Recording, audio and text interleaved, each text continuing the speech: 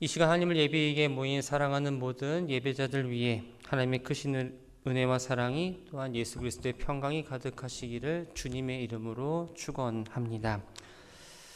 주변을 둘러보면 별걸 다 걱정한다라고 할 만큼 유난히 걱정이 많은 분들이 있습니다.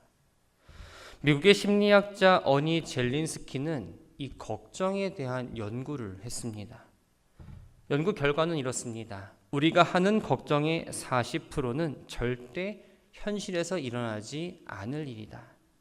30%는 이미 일어난 사건이고 22%는 안 해도 될 사소한 일이다. 4%는 천재지변처럼 우리 힘으로는 어찌할 수 없는 일이다. 이렇게 계산하고 나면 4%가 남습니다.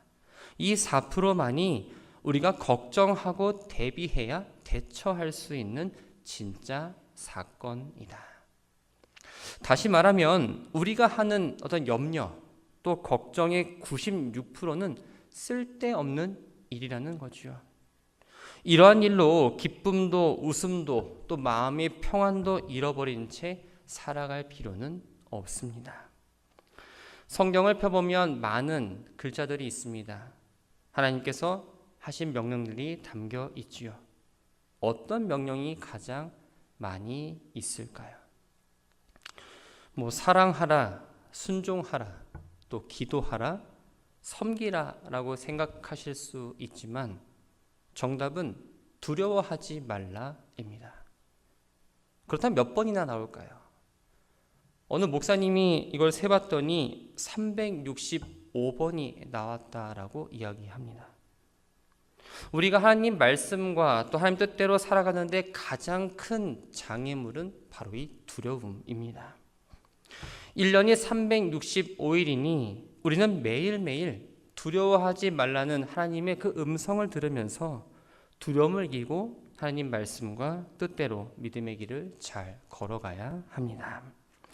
오늘 본문은 과거에 이미 끝난 일, 또 아직도 일어나지 않은 일에 대해서 불안해하고 두려워하는 사람들의 모습이 나옵니다. 누구입니까? 바로 요셉의 형들입니다. 야곱이 요셉을 91세에 낳았습니다. 늦은 나이에 얻은 아들입니다. 소중하지요. 무엇보다도 자신이 가장 사랑했던 라헬이 낳은 첫 번째 아들이었기에 너무나 소중하고 사랑스러웠습니다. 다른 아들들과는 달리 지혜롭고 하나님을 향한 그 믿음을 갖고 있어서 요셉에 대한 사랑이 남달랐죠.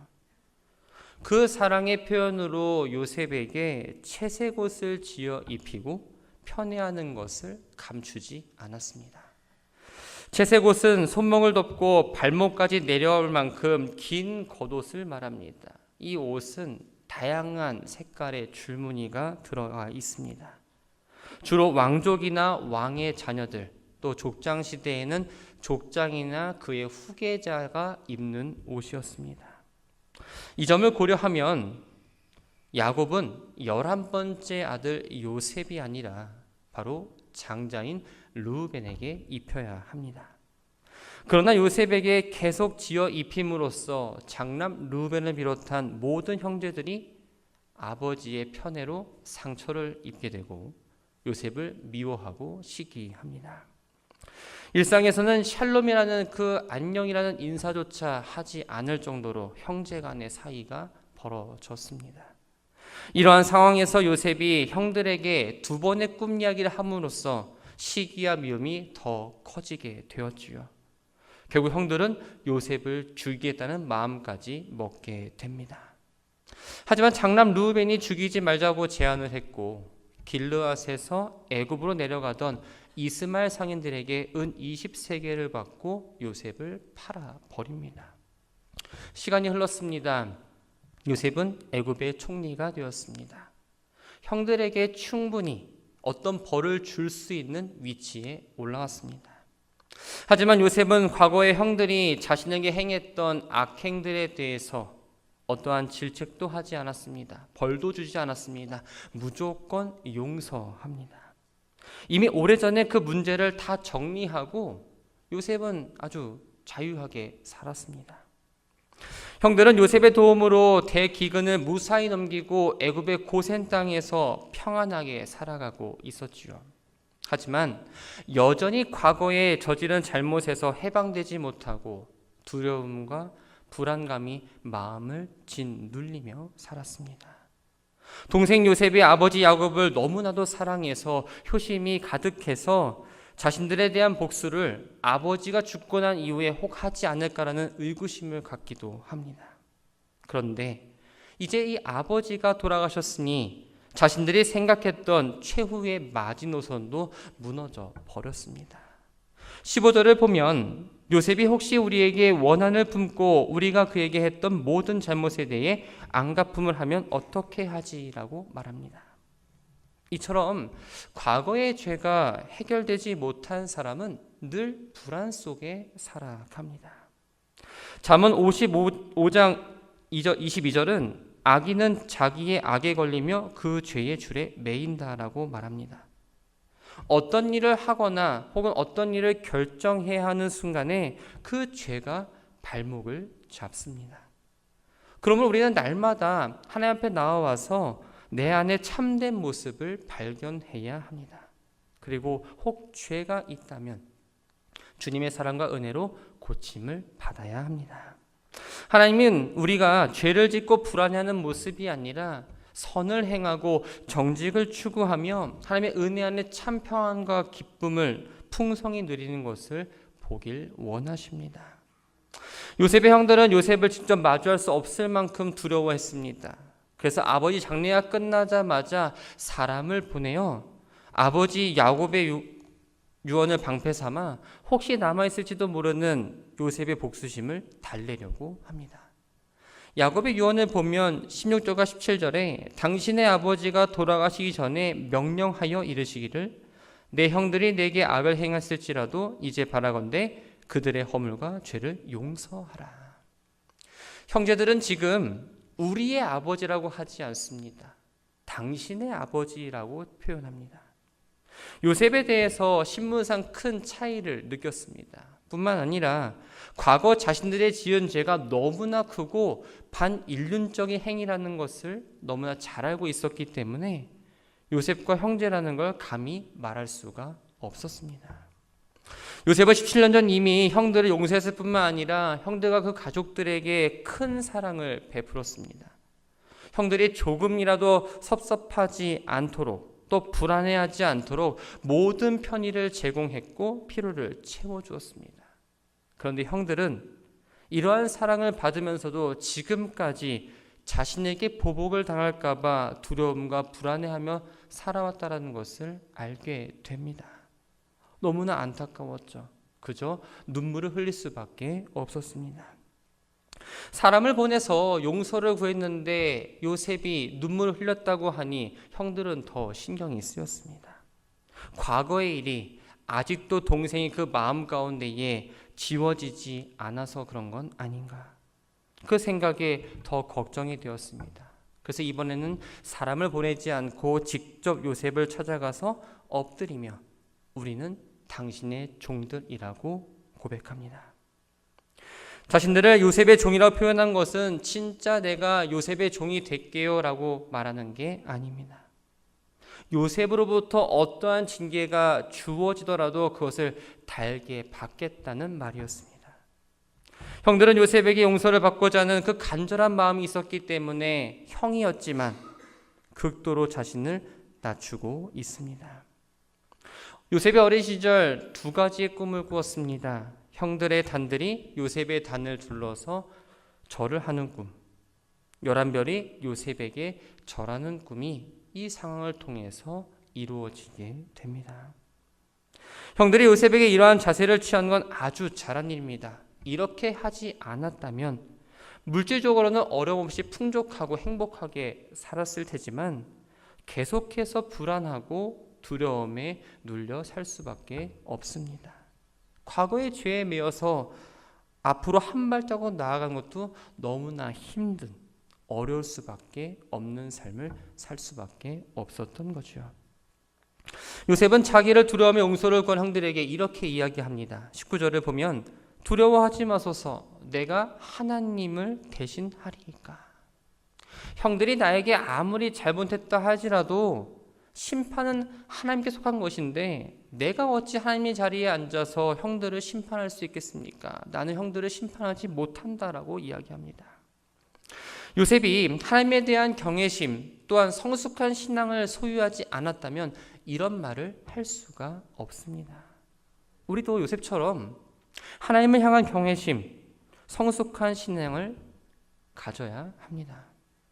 어느 누구를 막론하고 다른 사람을 판단하거나 정죄할 수 없습니다. 왜요? 모두가 죄인이기 때문입니다. 우리를 판단하고 그에 합당한 벌을 내릴 수 있는 분은 오직 하나님 한 분뿐입니다. 사도 바울은 로마서 12장 19절에서 이렇게 말합니다. 내 사랑하는 자들아 너희가 친히 원수를 갚지 말고 진노하심에 맡기라. 기록되었을 때 원수 갚는 것이 내게 있으니 내가 갚으리라고 주께서 말씀하시니라. 어떠한 경우가 있더라도 다른 사람을 판단하거나 정죄하지 마시기 바랍니다. 어떻게 보면 다른 사람을 판단하고 정죄하는 내가 오히려 판단받고 정죄받아야 할 죄인일지도 모릅니다. 내 모습은 거울을 통해서만 알 수 있지요. 그저 알 수 없습니다. 항상 남의 눈에 티가 있으면 내 눈에는 들보가 있다는 것을 늘 유념하며 살아야 합니다. 세상은 자기를 힘들게 하거나 어렵게 한 사람에 대해서 복수하는 것은 당연하다. 그것이 이루어지면 그 사람만이 할 수 있는 권리다라고 이야기합니다. 그런데 성경은 그렇게 말하지 않습니다. 원수를 갚는 것도 하나님께 속했다라고 이야기합니다. 다윗은 사울에게 계속 쫓기며 도피 생활을 했습니다. 그러던 어느 날 다윗과 600명에 따르는 자들이 동굴에 숨었는데 그 동굴 안에 사울이 용변을 보려고 들어옵니다. 군사들은 다 없고 혼자 있죠. 사울을 죽이기에 너무나 좋은 타이밍입니다. 그런데 사울을 죽이지 않습니다. 사울을 죽였더라면 다윗은 더 이상 도피할 이유가 없습니다. 이미 기름 부음 받았기 때문에 나아가면 바로 왕으로 등극하면 됩니다. 하지만 다윗은 사울을 죽이지 않고 겉옷자락만 뱁니다. 바보여서 그랬을까요? 아닙니다. 하나님의 주권을 인정했기 때문에 모든 것을 하나님께 맡겼습니다. 우리도 마찬가지입니다. 나를 어렵게 하고 힘들게 하는 사람 분명 있습니다. 그 사람을 볼 때마다 화가 나고 어떻게든 복수하고 싶은 마음이 치밀어 오릅니다. 그렇다고 해서 내가 직접 그 사람에게 복수를 해서는 안 된다고 말합니다. 다른 사람을 판단하고 정죄하는 것, 하나님의 주권을 침해하는 행동임을 기억하시기 바랍니다. 억울합니다. 화가 납니다. 속이 상합니다. 하지만 내가 할 수 있는 건 직접 복수하는 게 아니라 모든 것을 하나님께 맡기는 일을 해야 합니다. 요셉은 용서를 구한 형들에게 다 지난 일이니까 내가 이미 용서했는데 뭘 자꾸 그렇게 마음에 두십니까? 라면서 인간적인 말로 위로하지 않았습니다. 20절과 21절 말씀을 볼까요? 당신들은 나를 해하려 했으나 하나님은 그것을 선으로 바꾸사 오늘과 같이 많은 백성의 생명을 구원하게 하시려 하셨나니 당신들은 두려워하지 마소서. 내가 당신들과 당신들의 자녀를 기르리이다 하며 형들을 진심으로 용서하고 위로합니다. 요셉이 형들을 진심으로 용서하고 위로할 수 있었던 건 하나님께서 선한 것으로 바꾸신다라는 믿음이 있었고 삶의 모든 영역 가운데에 하나님이 다스리시고 주관하신다는 이해가 있었기 때문에 가능한 일이었습니다. 애굽의 노예로 팔려와서 지금 총리가 되기까지 순탄한 길을 걸어오지 않았습니다. 어렵고 힘들고 괴롭고 억울한 일이 있었습니다. 모든 일이 우연하게 일어나는 것이 아니라 하나님의 섭리와 계획 가운데 이루어졌다는 것을 깨닫게 되었습니다. 만약에 요셉이 삶의 모든 과정을 하나님의 섭리로 보지 않았다면 어땠을까요? 애굽의 팔아넘긴 형들 성적으로 유혹하고 강제 추행으로 누명을 씌워서 감옥에 보낸 보디발의 아내와 보디발이 복수의 대상이어서 아마도 그들에게 어떻게든지 복수했을지도 모릅니다. 그러나 요셉은 하나님의 섭리 가운데에 그들의 악행을 선으로 바꾸셔서 자신에게 은혜를 베푸신 것에 대한 감사한 마음이 있었습니다. 자기에게 악을 행한 사람을 타도의 대상, 복수의 대상이 아니라 하나님의 뜻을 이루는 데 사용된 도구라고 생각을 했고, 그래서 진심으로 용서할 수 있었던 거죠. 요셉이 보여준 하나님의 섭리에 대한 이해가 우리에게도 필요합니다. 살다 보면 억울한 일 있습니다. 어려운 일도 있지요. 내 상식으로는 절대 이해 안 되는 일이 분명 있습니다. 그런데 하나님의 섭리에 대한 이해가 있을 때 때때로 마주하는 어떠한 고난도, 이해가 되지 않는 일도, 억울한 일도 그것을 바라보는 일에 대한 시선이 변하게 됩니다. 나를 힘들게 하는 사람들에 대한 시선이 변하게 되고, 그 변화된 시선이 마음을 자극해서 마음도 변해 미워했던 감정이 사랑과 용서의 감정으로 변화됨을 우리는 경험해야 합니다. 그런데 문제가 있습니다. 우리는 그때 나는 그렇게 하지 말았어야 했다, 그 사람을 믿은 게 잘못이다며 자기가 잘못한 것에 대해서 자꾸 후회하고 자책합니다. 당신이 어떻게 나한테 그럴 수 있어 하며 이미 다 끝난 일을 다시 들추어내고 다른 사람이 잘못한 것에 대해서 따지고 추궁한다는 사실입니다. 자기 가슴을 치고 후회하거나 스스로를 학대하고, 더 나아가서는 그 사람을 볼 때마다 다른 문제를 가지고 비난하고 있는 게 우리의 모습입니다. 하지만 하나님은 우리의 실수와 잘못, 악을 선으로 바꾸시고 이루어 가시는 분이십니다. 우리는 가끔 전화위복이라는 말을 사용합니다. 재앙과 근심, 걱정이 바뀌어 오히려 복이 된다는 말입니다. 그런데 이 전화위복이라는 건 저절로 되는 게 아닙니다. 하나님이 간섭하시지 않으면 이루어질 수가 없습니다. 여러분, 백설공주 이야기를 아시나요? 너무 어렸을 때 들은 이야기에서 기억이 잘 안 나실 텐데, 백설공주는 어린 나이에 엄마를 잃고 계모의 손에 자랍니다. 계모는 자기 앞길에 방해될 것을 염려해서 백설공주에게 독사과를 먹이죠.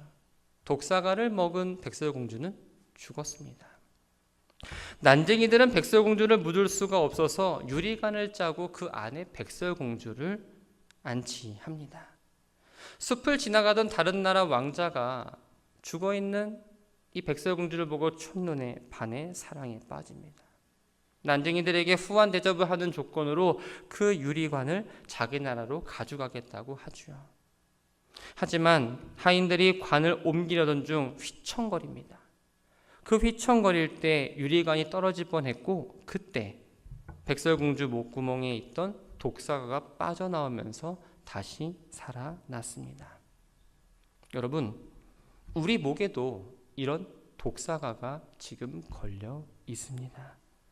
미움, 원망, 시기, 용서하지 못하는 마음이 저마다 목에 걸려 있어서 눈으로는 보이지 않지만 나는 알고 있다는 거죠. 나는 지금 괴로워하고 있습니다.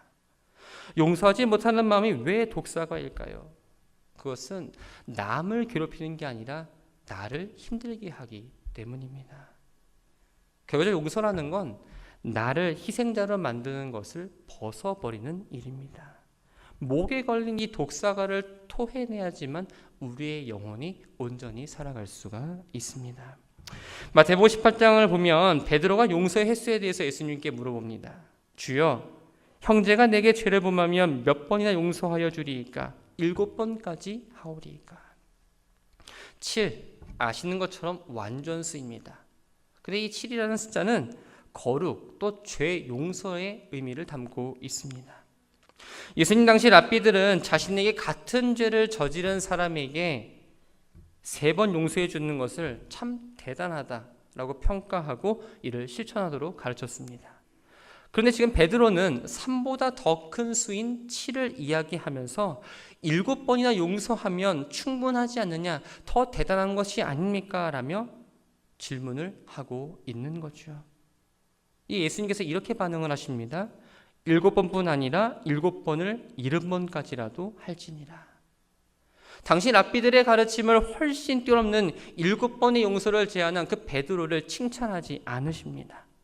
용서에 관한 유대인들의 고정관념을 완전히 깨트리셨습니다.